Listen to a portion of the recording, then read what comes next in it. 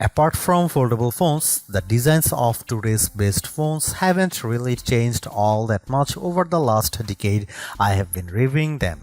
Each iteration has continually produced bigger phones, which seems to satisfy the appetite of what people crave.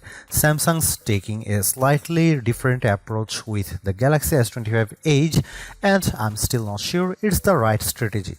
Although the S25 Edge looks very much like any other ordinary slate from the front and back, Samsung's focusing on its thin construction as a big selling point, all while including similar hardware as the S25 Ultra and other flagship models. But at the same time, the $1,099 starting cost of the Galaxy S25 Edge, which makes me wonder if the cost is really worth it, especially when the Galaxy S25 Ultra isn't too far off at $1,299. There is also the Galaxy S25 Plus to consider at $999, which offers nearly the same exact hardware. Samsung certainly does make it hard on me to decide if the Galaxy S25 Edge is worth its cost. A phone this sleek is an engineering marvel on its own and surely deserves a premium cost attached to it, but there are trade-offs that I'll go into detail in the other categories. For $1,099, you get a phone with 256GB of storage. Upgrading to 512GB raises the price of $1,219. There are three color options to choose from: titanium silver, titanium jet black, and titanium icy blue.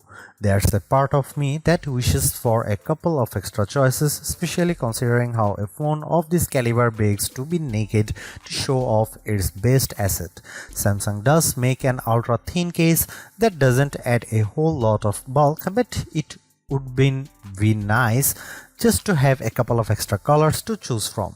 The Galaxy S25 Edge is now available globally with up to $630 off in savings with a qualifying trade-in.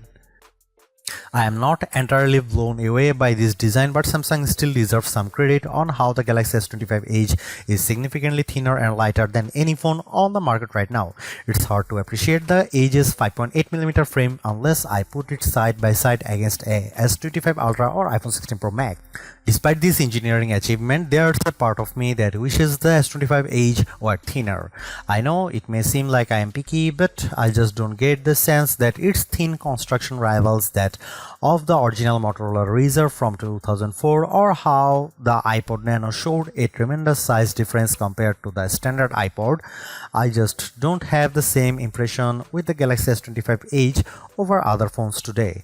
The underrated part about the S25 Edge's design relates to its lightweight feel, which I think is much more impressive than its thinness. Tipping the scales at 5.75 ounces, it's much more palpable in my opinion, especially when the Galaxy S25 Ultra weighs in at 7.69 ounces. There's almost a 29% weight difference between the two, which is pretty remarkable. However, the Edge is only 15% lighter and 22% thinner than the Galaxy S25 Plus. For a phone this thin and light, I have to admit the Galaxy S25 Edge still manages to feel incredibly solid, which is attributed to its titanium frame and Gorilla Glass ceramic 2 covering its display. Whenever devices get shrunken in size, they can sometimes feel fragile, but not this. It also helps this model features the same IP68 rating as the Galaxy S25 Ultra. After I reviewed the Motorola Razr Ultra 2025, I am less convinced by the Galaxy S25 Edge's design because Motorola's device is almost the same size, weight, and thinness, but it's a foldable phone. The specs show that the Galaxy S25 Edge beats the Razr Ultra, but they are a lot similar in reality. And this is exactly why I am not as enthralled by S25 Edge design. One reason why the Galaxy S25 Edge draws a lot of comparison to the S25 Plus is that it features a similar 6.7-inch AMOLED display with QHD Plus resolution. I personally feel this size is still too big for one-handed use, but it's much easier to handle than the 6.9-inch Galaxy S25 Ultra. Plus, it helps the Samsung has kept the bezels as slim as possible. I will say that this panel looks really sharp, and I'd argue it's better than the one in the Galaxy S25 Ultra. Colors look rich while it maintains its clarity at wide angles better than the Ultra. But what's even more impressive is how the Galaxy S25 Edge sports a much brighter panel reaching a peak brightness of 1997 nits, which is a smidge brighter than the S25 Ultra. Apart from that, it's worth mentioning that the Galaxy S25 Edge features an adaptive 120Hz refresh rate that makes animations and scrolling with the interface so buttery smooth. All in all, it's a superb display that's perfect for me to squeeze in a TV show or movie. The first compromise the Galaxy S25 Edge makes to reach its thinner construction is the sacrifice to its camera arsenal. The rest of Xiaomi's flagship line gets a triple camera array at the very least, but the Galaxy S25 Edge gets a dual camera setup instead, which consists of 200 megapixel main shooter paired with a 12 megapixel ultra wide. The trade-off here is that the Edge lacks a dedicated telephoto camera, which leaves all the zooming to its main camera. Even though the camera and lenses protrude much further out from the rest of the phone, I'm not terribly bothered by that, but there's a fair amount of wobble if you lay the S25 Edge flat and try to type. Samsung doesn't explicitly say it's the same identical 200 megapixel main camera as the Galaxy S25 Ultra, but the Edge is inherently at a disadvantage because all other S25 models are backed by optical zoom cameras. Around the front, there's a 12 megapixel selfie camera with a pinhole cutout for it.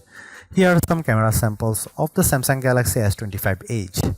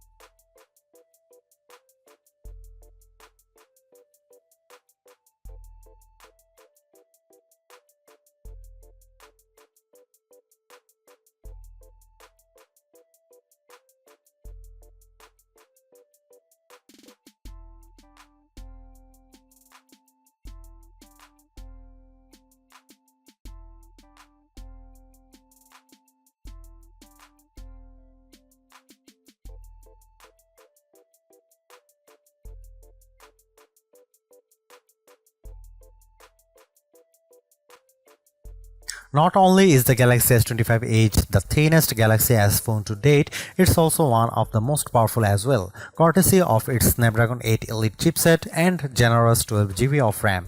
This combo effortlessly handles just about anything you can run on the phone while also juggling multiple apps without having to refresh them.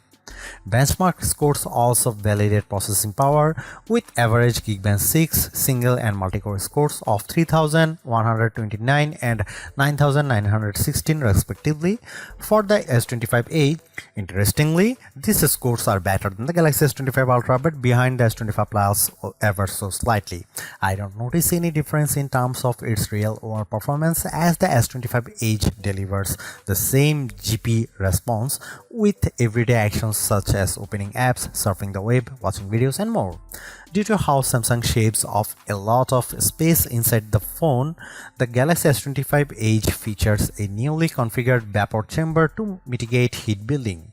Although I don't see a tremendous difference in how games I play religiously run on the Galaxy S25 Edge, 3D Mark benchmark scores reveal it's not as good as the S25 Plus or S25 Ultra. The S25 Edge's 149.18 FPS average frame rate with 3D Mark's Wildlife Unlimited test isn't as fast as the other two phones, though this frame rate is still incredibly smooth. I really want to like the Galaxy S25 Edge, but it's difficult because I was hoping for much more out of this thin phone.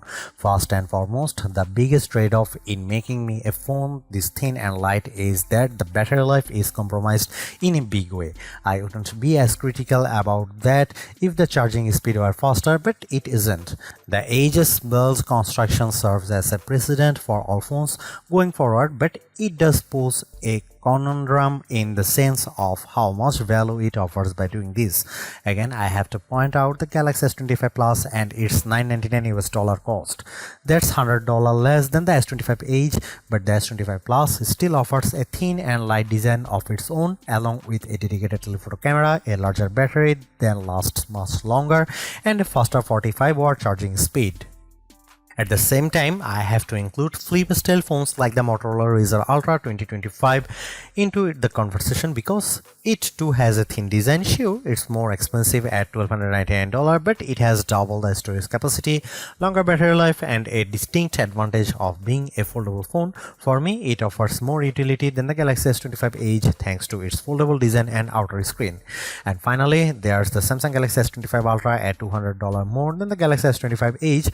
You will have to deal with a thicker and heavier phone, but I think those concessions are well worth it because of how the Ultra has better zooming capabilities with its camera's outstanding battery life, faster charging, and the extra utility of the S Pen. Plus, it has a larger screen to round it out.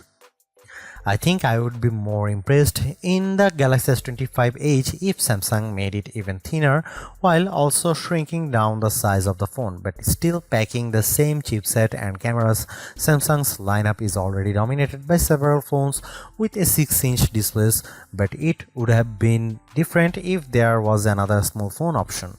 The Galaxy S25 Edge is an okay start to this trend, but its successor is going to need to do a lot more to really differentiate itself from the pack.